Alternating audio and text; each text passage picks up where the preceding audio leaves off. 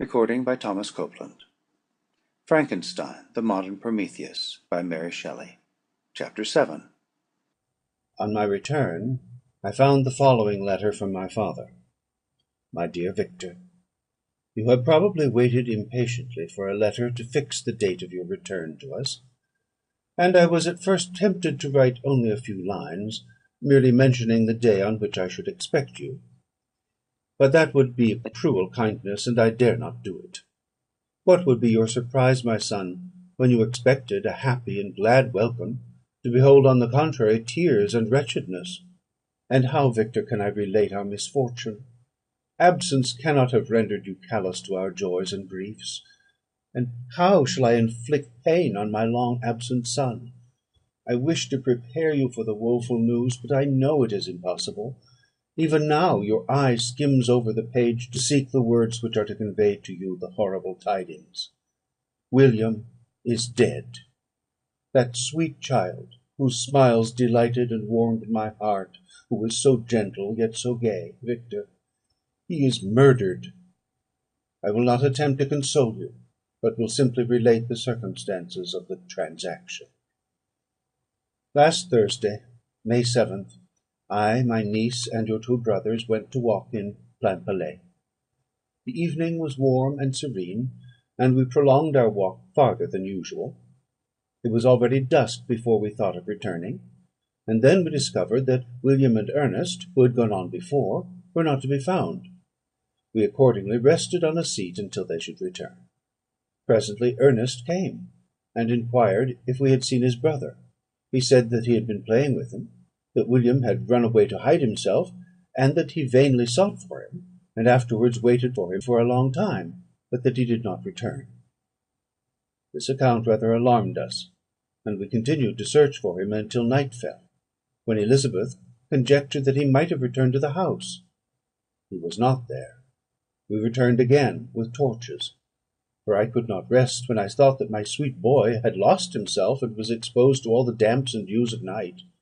Elizabeth also suffered extreme anguish.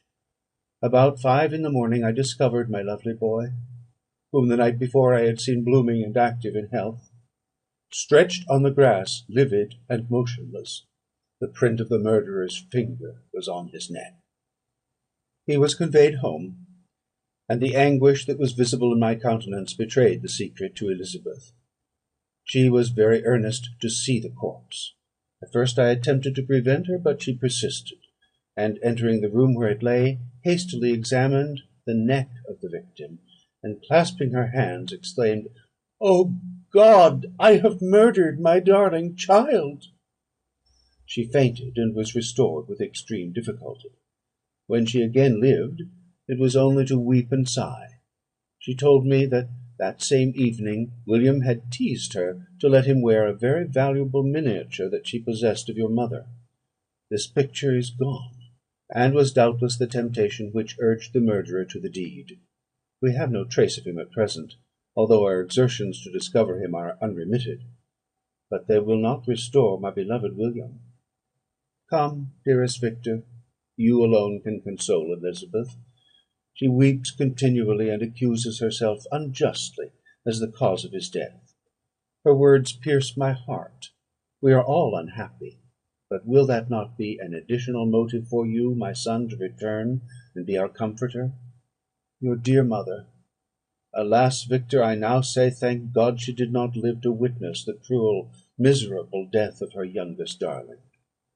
Come, Victor, not brooding thoughts of vengeance against the assassin, but with feelings of peace and gentleness that will heal instead of festering the wounds of our minds. Enter the house of mourning, my friend, but with kindness and affection for those who love you, and not with hatred for your enemies. Your affectionate and afflicted father, Alphonse Frankenstein. Geneva, May 12, 17 . Clerval, who had watched my countenance as I read this letter, was surprised to observe the despair that succeeded to the joy I at first expressed on receiving news from my friends. I threw the letter on the table, and covered my face with my hands. "My dear Frankenstein," exclaimed Henry, when he perceived me weep with bitterness, "are you always to be unhappy? my dear friend, what has happened?" I motioned to him to take up the letter, while I walked up and down the room in the extremest agitation. Tears also gushed from the eyes of Clerval as he read the account of my misfortune. "I can offer you no consolation, my friend," said he. "Your disaster is irreparable. What do you intend to do?" "To go instantly to Geneva. Come with me, Henry, to order the horses." During our walk, Clerval endeavoured to say a few words of consolation. He could only express his heartfelt sympathy. "Poor William," said he, "dear lovely child! He now sleeps with his angel mother. Who that had seen him bright and joyous in his young beauty, but must weep over his untimely loss? To die so miserably, to feel the murderer's grasp! How much more a murderer that could destroy such radiant innocence! Poor little fellow! One only consolation have we. His friends mourn and weep, but he is at rest. The pang is over, his sufferings are at an end for ever. A sod covers his gentle form, and he knows no pain. He can no longer be a subject for pity. We must reserve that for his miserable survivors." Clerval spoke thus as we hurried through the streets. The words impressed themselves on my mind, and I remembered them afterwards in solitude.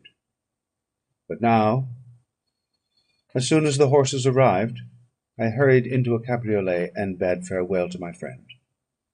My journey was very melancholy.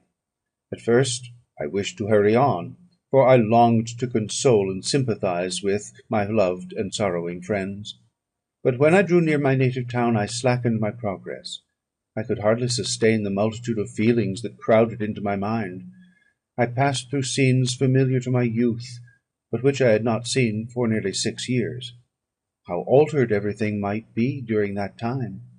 One sudden and desolating change had taken place, but 1,000 little circumstances might have by degrees worked other alterations, which, although they were done more tranquilly, might not be the less decisive. Fear overcame me. I dared not advance, dreading 1,000 nameless evils that made me tremble, although I was unable to define them. I remained 2 days at Lausanne in this painful state of mind. I contemplated the lake. The waters were placid, all around was calm, and the snowy mountains, the palaces of nature, were not changed. By degrees the calm and heavenly scene restored me, and I continued my journey towards Geneva.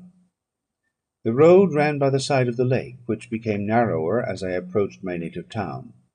I discovered more distinctly the black sides of Jura and the bright summit of Mont Blanc. I wept like a child. Dear mountains, my own beautiful lake, how do you welcome your wanderer? Your summits are clear, the sky and lake are blue and placid. Is this to prognosticate peace, or to mock at my unhappiness? I fear, my friend, that I shall render myself tedious by dwelling on these preliminary circumstances, but they were days of comparative happiness, and I think of them with pleasure. My country, my beloved country! Who but a native can tell the delight I took in again beholding thy streams, thy mountains, and, more than all, thy lovely lake? Yet, as I drew nearer home, grief and fear again overcame me.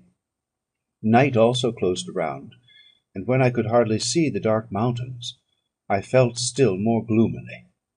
The picture appeared a vast and dim scene of evil, and I foresaw obscurely that I was destined to become the most wretched of human beings. Alas, I prophesied truly, and failed only in one single circumstance, that in all the misery I imagined and dreaded, I did not conceive the 100th part of the anguish I was destined to endure. It was completely dark when I arrived in the environs of Geneva. The gates of the town were already shut, and I was obliged to pass the night at Secheron, a village at the distance of half a league from the city. The sky was serene, and, as I was unable to rest, I resolved to visit the spot where my poor William had been murdered. As I could not pass through the town, I was obliged to cross the lake in a boat to arrive at Plainpalais. During this short voyage I saw the lightnings play on the summit of Mont Blanc in the most beautiful figures. The storm appeared to approach rapidly, and on landing I ascended a low hill that I might observe its progress. It advanced. The heavens were clouded, and I soon felt the rain coming slowly in large drops, but its violence quickly increased. I quitted my seat and walked on, although the darkness and storm increased every minute, and the thunder burst with a terrific crash over my head. It was echoed from Salève, the Juras, and the Alps of Savoy. Vivid flashes of lightning dazzled my eyes, illuminating the lake, making it appear like a vast sheet of fire. Then, for an instant, everything seemed of a pitchy darkness, until the eye recovered itself from the preceding flash. The storm, as is often the case in Switzerland, appeared at once in various parts of the heavens. The most violent storm hung exactly north of the town, over that part of the lake which lies between the promontory of Bellerive and the village of Coppet. Another storm enlightened Jura with faint flashes, and another darkened, and sometimes disclosed, the Mole, a peaked mountain to the east of the lake. While I watched the tempest, so beautiful yet terrific, I wandered on with a hasty step. This noble war in the sky elevated my spirits. I clasped my hands and exclaimed aloud, "William, dear angel, this is thy funeral, this thy dirge." As I said these words, I perceived in the gloom a figure which stole from behind a clump of trees near me. I stood fixed, gazing intently. I could not be mistaken. A flash of lightning illuminated the object, and discovered its shape plainly to me. Its gigantic stature, and the deformity of its aspect, more hideous than belongs to humanity, instantly informed me that it was the wretch, the filthy demon, to whom I had given life. What did he there? Could he be? I shuddered at the conception. The murderer of my brother? No sooner did that idea cross my imagination than I became convinced of its truth. My teeth chattered, and I was forced to lean against a tree for support. The figure passed me quickly, and I lost it in the gloom. Nothing in human shape could have destroyed that fair child. He was the murderer, I could not doubt it. The mere presence of the idea was an irresistible proof of the fact. I thought of pursuing the devil, but it would have been in vain, for another flash discovered him to me hanging among the rocks of the nearly perpendicular ascent of Mont Salève, a hill that bounds Plainpalais on the south. He soon reached the summit and disappeared. I remained motionless. The thunder ceased, but the rain still continued, and the scene was enveloped in an impenetrable darkness. I revolved in my mind the events which I had until now sought to forget. The whole train of my progress towards the creation, the appearance of the work of my own hands alive at my bedside, its departure. 2 years had now nearly elapsed since the night on which he first received life, and was this his first crime? Alas, I had turned loose into the world a depraved wretch, whose delight was in carnage and misery. Had he not murdered my brother? No one can conceive the anguish I suffered during the remainder of the night, which I spent cold and wet in the open air. But I did not feel the inconvenience of the weather. My imagination was busy in scenes of evil and despair. I considered the being whom I had cast among mankind, and endowed with the will and power to effect purposes of horror, such as the deed which he had now done, nearly in the light of my own vampire, my own spirit, let loose from the grave, and forced to destroy all that was dear to me. Day dawned, and I directed my steps towards the town. The gates were open, and I hastened to my father's house. My first thought was to discover what I knew of the murderer, and cause instant pursuit to be made. But I paused when I reflected on the story that I had to tell. A being, whom I myself had formed and endued with life, had met me at midnight among the precipices of an inaccessible mountain. I remembered also the nervous fever with which I had been seized just at the time that I dated my creation, and which would give an air of delirium to a tale otherwise so utterly improbable. I well knew that if any other had communicated such a relation to me, I should have looked upon it as the ravings of insanity. Besides, the strange nature of the animal would elude all pursuit, even if I were so far credited as to persuade my relatives to commence it. And then of what use would be pursuit? Who could arrest a creature capable of scaling the overhanging sides of Mont Salève? These reflections determined me, and I resolved to remain silent. It was about 5 in the morning when I entered my father's house. I told the servants not to disturb the family, and went into the library to attend their usual hour of rising. 6 years had elapsed, passed as a dream, but for one indelible trace, and I stood in the same place where I had last embraced my father before my departure for Ingolstadt. Beloved and venerable parent, he still remained to me. I gazed on the picture of my mother, which stood over the mantelpiece.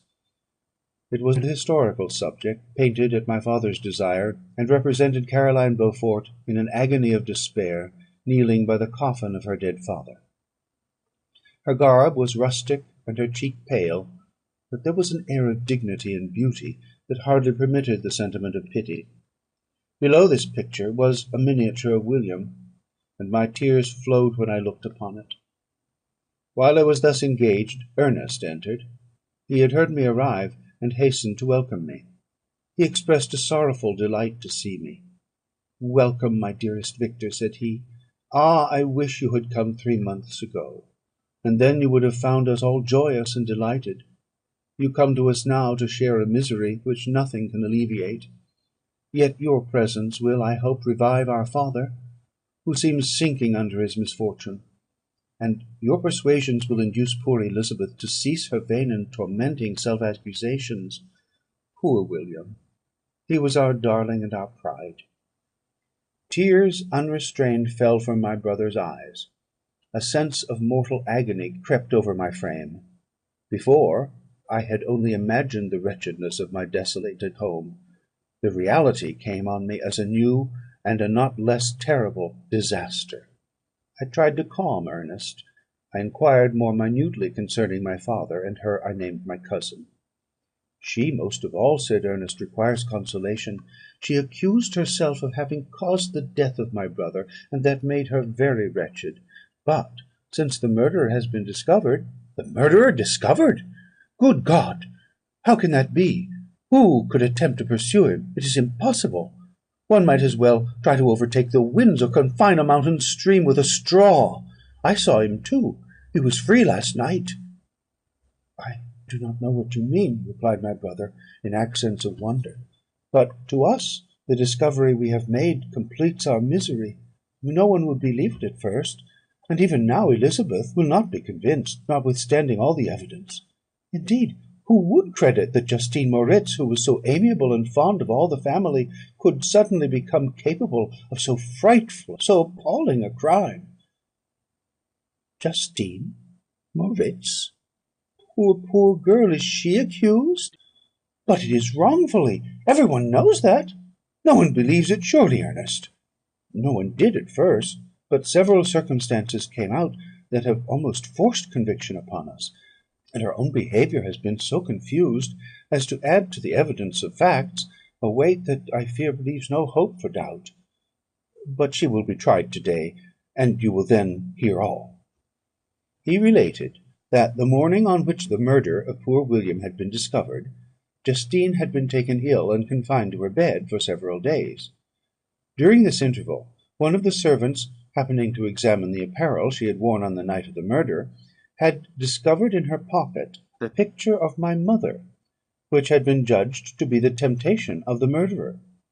The servant instantly showed it to one of the others, who, without saying a word to any of the family, went to a magistrate, and upon their deposition Justine was apprehended. On being charged with the fact, the poor girl confirmed the suspicion in a great measure by her extreme confusion of manner. This was a strange tale, but it did not shake my faith, and I replied earnestly, "You are all mistaken. I know the murderer. Justine, poor good Justine, is innocent." At that instant my father entered. I saw unhappiness deeply impressed on his countenance, but he endeavoured to welcome me cheerfully, and after we had exchanged our mournful greeting, would have introduced some other topic than that of our disaster, had not Ernest exclaimed, "Good God, papa, Victor says that he knows who was the murderer of poor William." "We do also, unfortunately," replied my father; "for indeed I had rather have been for ever ignorant than to have discovered so much depravity and ingratitude in one I valued so highly." "My dear father, you are mistaken. Justine is innocent." "If she is, God forbid that she should suffer as guilty. She is to be tried to day, and I sincerely hope that she will be acquitted." This speech calmed me. I was firmly convinced in my own mind that Justine, and indeed every human being, was guiltless of this murder. I had no fear, therefore, that any circumstantial evidence could be brought forward strong enough to convict her. My tale was not one to announce publicly. Its astounding horror would be looked upon as madness by the vulgar. Did any one indeed exist, except I, the creator, who would believe, unless his senses convinced him, in the existence of the living monument of presumption and rash ignorance which I had let loose upon the world? We were soon joined by Elizabeth. Time had altered her since I last beheld her. It had endowed her with loveliness surpassing the beauty of her childish years. There was the same candour, the same vivacity, but it was allied to an expression more full of sensibility and intellect. She welcomed me with the greatest affection. "Your arrival, my dear cousin," said she, "fills me with hope. You, perhaps, will find some means to justify my poor guiltless Justine. Alas! who is safe if she be convicted of crime? I rely on her innocence as certainly as I do upon my own. Our misfortune is doubly hard to us. We have not only lost that lovely darling boy, but this poor girl, whom I sincerely love, is to be torn away by even a worse fate. If she is condemned, I never shall know joy more. But she will not, I am sure she will not, and then I shall be happy again, even after the sad death of my little William." "She is innocent, my Elizabeth," said I, "and that shall be proved. Fear nothing, but let your spirits be cheered by the assurance of her acquittal." "How kind and generous you are!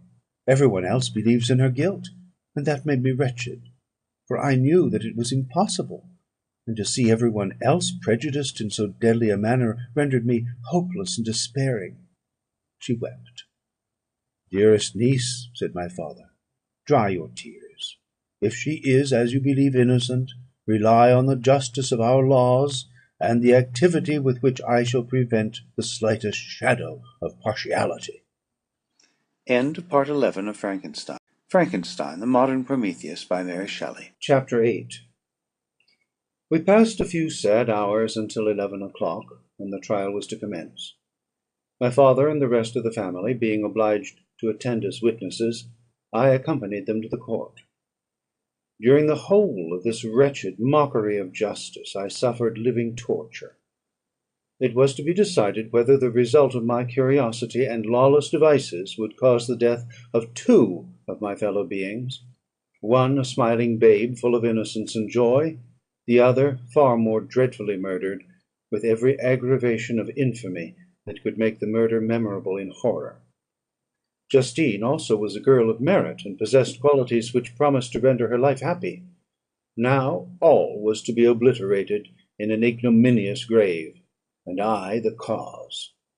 1,000 times rather would I have confessed myself guilty of the crime ascribed to Justine; but I was absent when it was committed, and such a declaration would have been considered as the ravings of a madman, and would not have exculpated her who suffered through me. The appearance of Justine was calm. She was dressed in mourning, and her countenance, always engaging, was rendered by the solemnity of her feelings exquisitely beautiful. Yet she appeared confident in innocence, and did not tremble, although gazed on and execrated by thousands. For all the kindness which her beauty might otherwise have excited, was obliterated in the minds of the spectators by the imagination of the enormity she was supposed to have committed. She was tranquil, yet her tranquillity was evidently constrained, and as her confusion had before been adduced as a proof of her guilt, she worked up her mind to an appearance of courage. When she entered the court, she threw her eyes round it, and quickly discovered where we were seated. A tear seemed to dim her eye when she saw us, but she quickly recovered herself, and a look of sorrowful affection seemed to attest her utter guiltlessness. The trial began, and after the advocate against her had stated the charge, several witnesses were called. Several strange facts combined against her, which might have staggered any one who had not such proof of her innocence as I had. She had been out the whole of the night on which the murder had been committed, and towards morning had been perceived by a market woman not far from the spot where the body of the murdered child had been afterwards found. The woman asked her what she did there, but she looked very strangely, and only returned a confused and unintelligible answer. She returned to the house about 8 o'clock, and when one inquired where she had passed the night, she replied that she had been looking for the child, and demanded earnestly if anything had been heard concerning him. When shown the body, she fell into violent hysterics, and kept her bed for several days. A picture was then produced, which the servant had found in her pocket; and when Elizabeth, in a faltering voice, proved that it was the same which, an hour before the child had been missed, she had placed round his neck, a murmur of horror and indignation filled the court. Justine was called on for her defence. As the trial had proceeded, her countenance had altered. Surprise, horror, and misery were strongly expressed. Sometimes she struggled with her tears; but when she was desired to plead, she collected her powers, and spoke in an audible, although variable voice. "God knows," she said, "how entirely I am innocent; but I do not pretend that my protestations should acquit me. I rest my innocence on a plain and simple explanation of the facts which have been adduced against me, and I hope the character I have always borne will incline my judges to a favourable interpretation where any circumstance appears doubtful or suspicious." She then related that, by the permission of Elizabeth, she had passed the evening of the night on which the murder had been committed at the house of an aunt at Chêne, a village situated at about a league from Geneva. On her return, at about 9 o'clock, she met a man who asked her if she had seen anything of the child who was lost.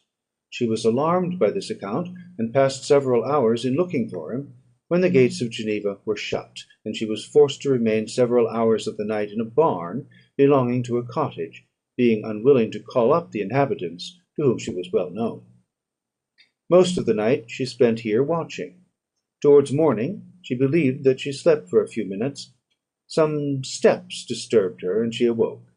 It was dawn, and she quitted her asylum, that she might again endeavour to find my brother. If she had gone near the spot where his body lay, it was without her knowledge.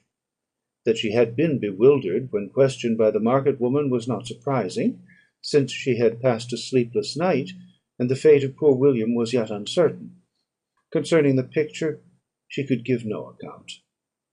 "I know," continued the unhappy victim, "how heavily and fatally this one circumstance weighs against me, but I have no power of explaining it; and when I have expressed my utter ignorance, I am only left to conjecture concerning the probabilities by which it might have been placed in my pocket. But here also I am checked. I believe that I have no enemy on earth, and none surely would have been so wicked as to destroy me wantonly. Did the murderer place it there? I know of no opportunity afforded him for so doing; or, if I had, why should he have stolen the jewel, to part with it again so soon? I commit my cause to the justice of my judges, yet I see no room for hope. I beg permission to have a few witnesses examined concerning my character, and if their testimony shall not outweigh my supposed guilt, I must be condemned, although I would pledge my salvation on my innocence." Several witnesses were called, who had known her for many years, and they spoke well of her; but fear and hatred of the crime of which they supposed her guilty rendered them timorous and unwilling to come forward. Elizabeth saw even this last resource, her excellent dispositions and irreproachable conduct, about to fail the accused, when, although violently agitated, she desired permission to address the court. "I am," said she, "the cousin of the unhappy child who was murdered, or rather his sister, for I was educated by and have lived with his parents ever since, and even long before his birth. It may therefore be judged indecent of me to come forward on this occasion; but when I see a fellow creature about to perish through the cowardice of her pretended friends, I wish to be allowed to speak, that I may say what I know of her character. I am well acquainted with the accused. I have lived in the same house with her, at one time for 5, and at another for nearly 2 years. During all that period she appeared to me the most amiable and benevolent of human creatures.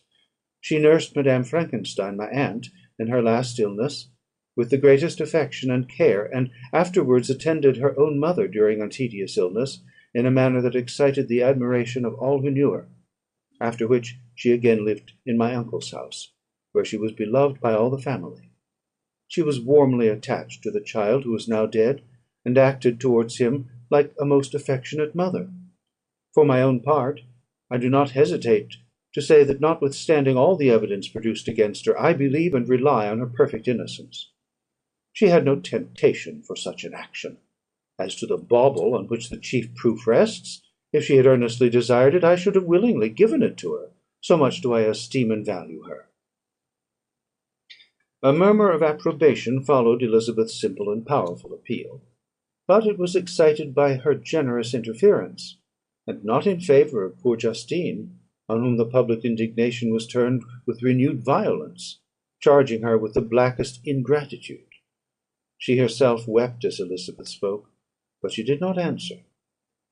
My own agitation and anguish was extreme during the whole trial. I believed in her innocence, I knew it. Could the demon who had, I did not for a minute doubt, murdered my brother also, in his hellish sport, have betrayed the innocent to death and ignominy? I could not sustain the horror of my situation; and when I perceived that the popular voice and the countenances of the judges had already condemned my unhappy victim, I rushed out of the court in agony. The tortures of the accused did not equal mine. She was sustained by innocence, but the fangs of remorse tore my bosom, and would not forego their hold. I passed a night of unmingled wretchedness. In the morning I went to the court. My lips and throat were parched. I dared not ask the fatal question, but I was known, and the officer guessed the cause of my visit. The ballots had been thrown, they were all black, and Justine was condemned. I cannot pretend to describe what I then felt. I had before experienced sensations of horror, and I have endeavoured to bestow upon them adequate expressions; but words cannot convey an idea of the heart-sickening despair that I then endured. The person to whom I addressed myself added that Justine had already confessed her guilt. That evidence, he observed, was hardly required in so glaring a case, but I am glad of it; and, indeed, none of our judges like to condemn a criminal upon circumstantial evidence, be it ever so decisive. This was a strange and unexpected intelligence. What could it mean? Had my eyes deceived me? And was I really as mad as the whole world would believe me to be, if I disclosed the object of my suspicions? I hastened to return home, and Elizabeth eagerly demanded the result. "My cousin," replied I, "it is decided as you may have expected. All judges had rather that 10 innocent should suffer, than that 1 guilty should escape. But she has confessed." This was a dire blow to poor Elizabeth, who had relied with firmness upon Justine's innocence. "Alas!" said she, "how shall I ever again believe in human goodness? Justine, whom I loved and esteemed as my sister, how could she put on those smiles of innocence only to betray? Her mild eyes seemed incapable of any severity or guile, and yet she has committed a murder." Soon after we heard that the poor victim had expressed a desire to see my cousin. My father wished her not to go, but said he left it to her own judgment and feelings to decide. Yes, said Elizabeth, I will go, although she is guilty. And you, Victor, shall accompany me. I cannot go alone. The idea of this visit was torture to me, yet I could not refuse. We entered the gloomy prison chamber, and beheld Justine sitting on some straw at the farther end. Her hands were manacled, and her head rested on her knees. She rose on seeing us enter, and when we were left alone with her, she threw herself at the feet of Elizabeth, weeping bitterly. My cousin wept also. "Oh, Justine," said she, "why did you rob me of my last consolation? I relied on your innocence, and although I was then very wretched, I was not so miserable as I am now." "And do you also believe that I am so very, very wicked? Do you also join with my enemies to crush me, to condemn me as a murderer?" Her voice was suffocated with sobs. "Rise, my poor girl," said Elizabeth. "Why do you kneel if you are innocent? I am not one of your enemies. I believed you guiltless, notwithstanding every evidence, until I heard that you had yourself declared your guilt. That report, you say, is false? And be assured, dear Justine, that nothing can shake my confidence in you for a moment but your own confession." "I did confess, but I confessed a lie. I confessed that I might obtain absolution. But now that falsehood lies heavier at my heart than all my other sins. The God of heaven forgive me. Ever since I was condemned, my confessor has besieged me. He threatened and menaced, until I almost began to think that I was the monster that he said I was. He threatened excommunication and hellfire in my last moments, if I continued obdurate. Dear lady, I had none to support me. All looked on me as a wretch doomed to ignominy and perdition. What could I do?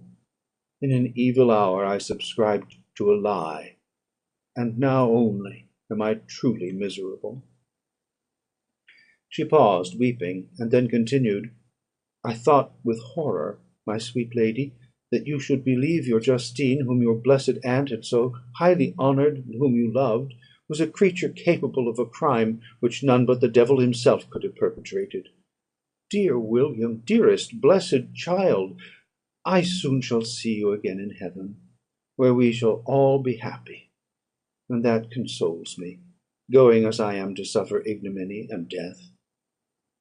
Oh, Justine, forgive me for having for one moment distrusted you.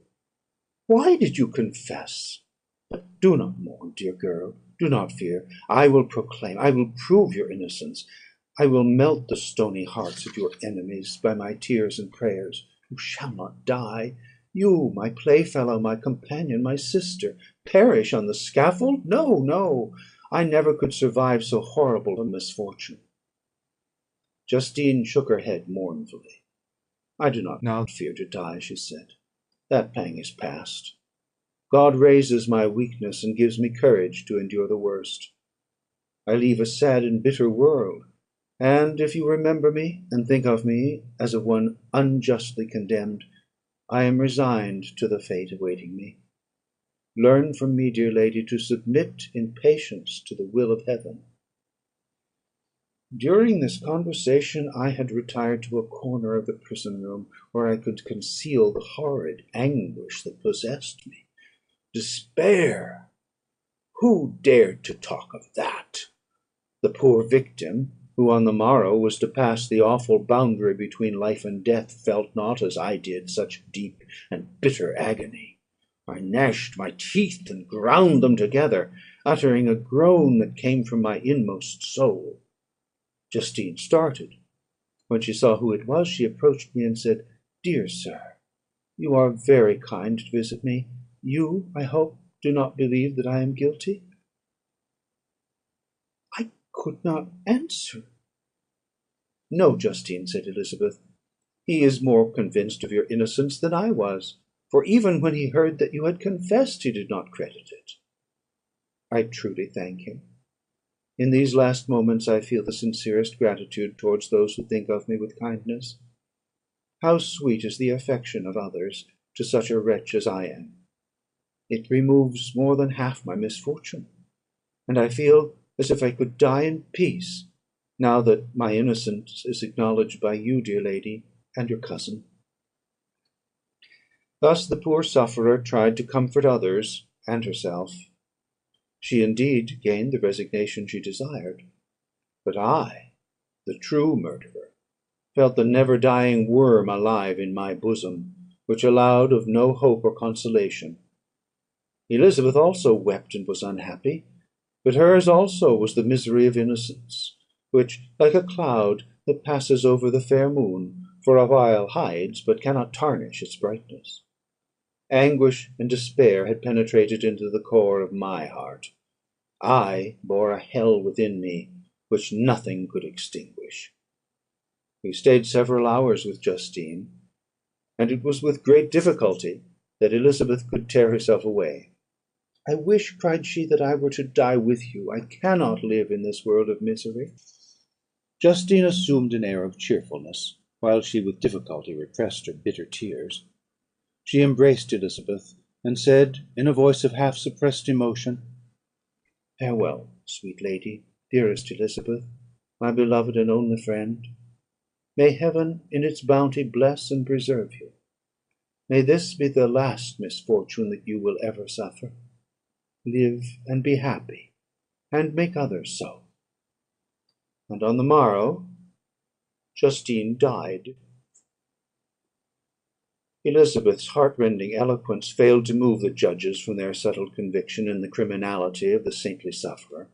My passionate and indignant appeals were lost upon them; and when I received their cold answers, and heard the harsh, unfeeling reasoning of these men, my purposed avowal died away on my lips.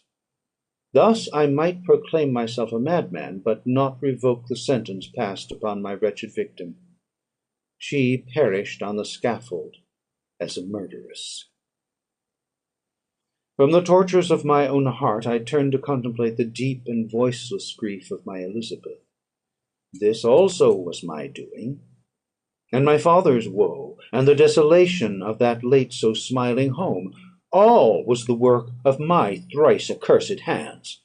Ye weep, unhappy ones, but these are not your last tears. Again shall you raise the funeral wail, and the sound of your lamentation shall again and again be heard. Frankenstein, your son, your kinsman, your early much loved friend, he who would spend each vital drop of blood for your sakes, who has no thought nor sense of joy except as it is mirrored in your dear countenances, who would fill the air with blessings and spend his life in serving you, he bids you weep, to shed countless tears, happy beyond his hopes, if thus inexorable fate be satisfied, and if the destruction pause before the peace of the grave have succeeded to your sad torments. Thus spoke my prophetic soul, as, torn by remorse, horror, and despair, I beheld those I loved spend vain sorrow upon the graves of William and Justine, the first hapless victims of my unhallowed arts. End of Part 12 of Frankenstein. Frankenstein, the Modern Prometheus, by Mary Shelley. Chapter 9. Nothing is more painful to the human mind than, after the feelings have been worked up by a quick succession of events, the dead calmness of inaction and certainty, which follows and deprives the soul both of hope and fear. Justine died. She rested, and I was alive. The blood flowed freely in my veins, but a weight of despair and remorse pressed on my heart, which nothing could remove. Sleep fled from my eyes. I wandered like an evil spirit, for I had committed deeds of mischief beyond description horrible, and more, much more, I persuaded myself, was yet behind. Yet my heart overflowed with kindness and the love of virtue. I had begun life with benevolent intentions, and thirsted for the moment when I should put them in practice, and make myself useful to my fellow beings. Now all was blasted, instead of that serenity of conscience which allowed me to look back upon the past with self-satisfaction, and from thence to gather promise of new hopes, I was seized by remorse and the sense of guilt, which hurried me away to a hell of intense tortures, such as no language can describe. This state of mind preyed upon my health, which had perhaps never entirely recovered from the first shock it had sustained. I shunned the face of man. All sound of joy or complacency was torture to me. Solitude was my only consolation, deep, dark, death-like solitude. My father observed with pain the alteration perceptible in my disposition and habits, and endeavoured by arguments deduced from the feelings of his serene conscience and guiltless life to inspire me with fortitude, and awaken in me the courage to dispel the dark cloud which brooded over me. "Do you think, Victor," said he, "that I do not suffer also? No one could love a child more than I loved your brother." Tears came into his eyes as he spoke. "But is it not a duty to the survivors that we should refrain from augmenting their unhappiness by an appearance of immoderate grief? It is also a duty owed to yourself, for excessive sorrow prevents improvement or enjoyment, or even the discharge of daily usefulness, without which no man is fit for society." This advice, although good, was totally inapplicable to my case. I should have been the first to hide my grief and console my friends, if remorse had not mingled its bitterness, and terror its alarm, with my other sensations. Now I could only answer my father with a look of despair, and endeavour to hide myself from his view. About this time we retired to our house at Belle-Rive. This change was particularly agreeable to me. The shutting of the gates regularly at 10 o'clock, and the impossibility of remaining on the lake after that hour, had rendered our residence within the walls of Geneva very irksome to me. I was now free. Often, after the rest of the family had retired for the night, I took the boat, and passed many hours upon the water. Sometimes, with my sails set, I was carried by the wind, and sometimes, after rowing into the middle of the lake, I left the boat to pursue its own course, and gave way to my own miserable reflections. I was often tempted, when all was at peace around me, and I the only unquiet thing that wandered restless in a scene so beautiful and heavenly, if I except some bat or the frogs, whose harsh and interrupted croaking was heard only when I approached the shore. Often, I say, I was tempted to plunge into the silent lake, that the waters might close over me and my calamities for ever. But I was restrained when I thought of the heroic and suffering Elizabeth, whom I tenderly loved, and whose existence was bound up in mine. I thought also of my father and surviving brother. Should I, by my base desertion, leave them exposed and unprotected to the malice of the fiend whom I had let loose among them? At these moments I wept bitterly, and wished that peace would revisit my mind, only that I might afford them consolation and happiness. But that could not be. Remorse extinguished every hope. I had been the author of unalterable evils, and I lived in daily fear lest the monster whom I had created should perpetrate some new wickedness. I had an obscure feeling that all was not over, and that he would still commit some signal crime, which, by its enormity, should almost efface the recollection of the past. There was always scope for fear, so long as anything I loved remained behind. My abhorrence of this fiend cannot be conceived. When I thought of him, I gnashed my teeth, my eyes became inflamed, and I ardently wished to extinguish that life which I had so thoughtlessly bestowed. When I reflected on his crimes and malice, my hatred and revenge burst all bounds of moderation. I would have made a pilgrimage to the highest peak of the Andes, could I, when there, have precipitated him to their base.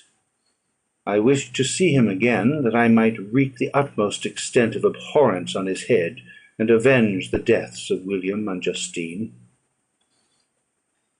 Our house was the house of mourning. My father's health was deeply shaken by the horror of the recent events. Elizabeth was sad and desponding.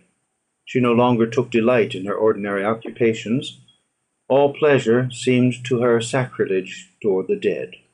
Eternal woe and tears, she then thought, was the only tribute she should pay to innocence so blasted and destroyed. She was no longer that happy creature who, in earlier youth, wandered with me on the banks of the lake, and talked with ecstasy of our future prospects. The first of those sorrows which are sent to wean us from the earth had visited her, and its dimming influence quenched her dearest smiles.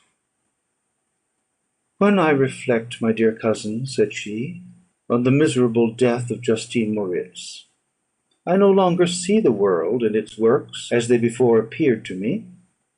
Before, I looked upon the accounts of vice and injustice that I read in books or heard from others as tales of ancient days or imaginary evils. At least they were remote, and more familiar to reason than to the imagination. But now misery has come home, and men appear to me as monsters thirsting for each other's blood. Yet I am certainly unjust. Everybody believed that poor girl to be guilty, and if she could have committed the crime for which she suffered, assuredly she would have been the most depraved of human creatures. For the sake of a few jewels, to have murdered the son of her benefactor and friend, a child whom she had nursed from its birth, and appeared to love as if it had been her own. I could not consent to the death of any human being, but certainly I should have thought such a creature unfit to remain in the society of men.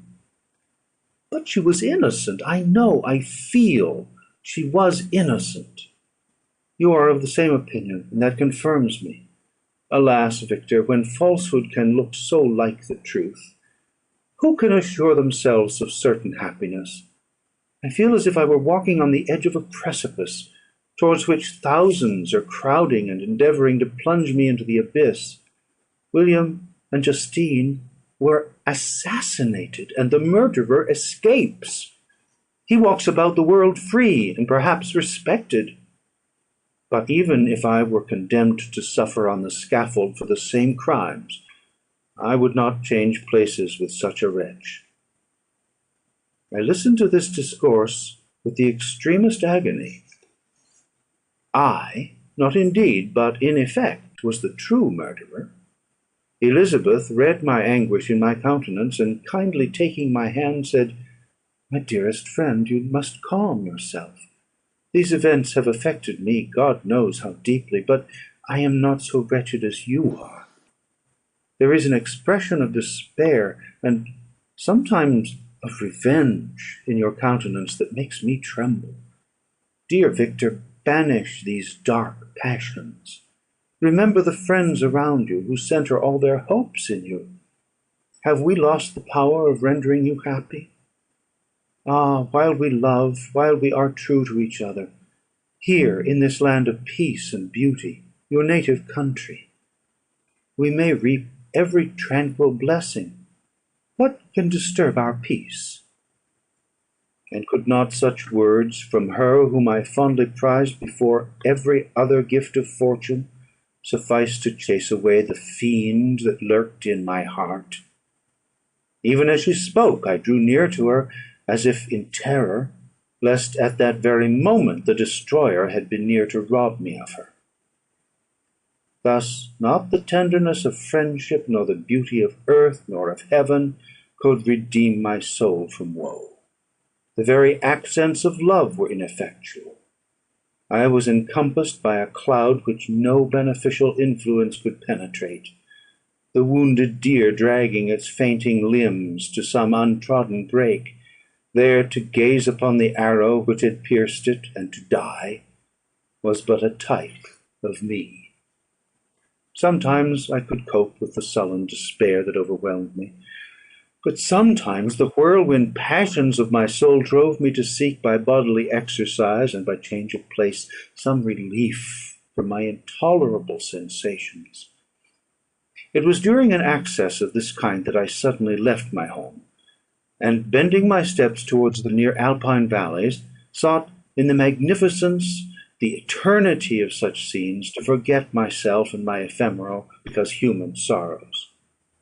My wanderings were directed towards the valley of Chamonix. I had visited it frequently during my boyhood. 6 years had passed since then. I was a wreck, but naught had changed in those savage and enduring scenes. I performed the first part of my journey on horseback. I afterwards hired a mule, as the more sure-footed and least liable to receive injury on these rugged roads. The weather was fine. It was about the middle of the month of August, nearly 2 months after the death of Justine, that miserable epoch from which I dated all my woe. The weight upon my spirit was sensibly lightened as I plunged yet deeper in the ravine of Arve. The immense mountains and precipices that overhung me on every side, the sound of the river raging among the rocks, and the dashing of the waterfalls around, spoke of a power mighty as omnipotence, and I ceased to fear or to bend before any being less almighty than that which had created and ruled the elements, here displayed in their most terrific guise. Still, as I ascended higher, the valley assumed a more magnificent and astonishing character. Ruined castles hanging on the precipices of piny mountains, the impetuous Arve, the cottages, every here and there peeping forth from among the trees, formed a scene of singular beauty; but it was augmented and rendered sublime by the mighty Alps, whose white and shining pyramids and domes towered above all, as belonging to another earth, the habitations of another race of beings. I passed the bridge of Pélissier, where the ravine which the river forms opened before me, and I began to ascend the mountain that overhangs it. Soon after I entered the valley of Chamonix. This valley is more wonderful and sublime, but not so beautiful and picturesque as that of Cerveau, through which I had just passed. The high and snowy mountains were its immediate boundaries, but I saw no more ruined castles and fertile fields. Immense glaciers approached the road. I heard the rumbling thunder of the falling avalanche, and marked the smoke of its passage. Mont Blanc, the supreme and magnificent Mont Blanc, raised itself from the surrounding aiguilles, and its tremendous dome overlooked the valley. A tingling, long-lost sense of pleasure often came across me during this journey. Some turn in the road, some new object suddenly perceived and recognized, reminded me of days gone by, and were associated with the light-hearted gaiety of boyhood. The very winds whispered in soothing accents, and maternal nature bade me weep no more. Then again the kindly influence ceased to act. I found myself fettered again to grief, and indulging in all the misery of reflection. Then I spurred on my animal, striving so to forget the world, my fears, and, more than all, myself. Or, in a more desperate fashion, I alighted and threw myself on the grass, weighed down by horror and despair. At length I arrived at the village of Chamonix. Exhaustion succeeded to the extreme fatigue both of body and of mind which I had endured. For a short space of time I remained at the window, watching the pallid lightnings that played above Mont Blanc, and listening to the rushing of the Arve, which pursued its noisy way beneath. The same lulling sounds acted as a lullaby to my too keen sensations. When I placed my head upon my pillow, sleep crept over me. I felt it as it came, and blessed the giver of oblivion. End of Part 13 of Frankenstein.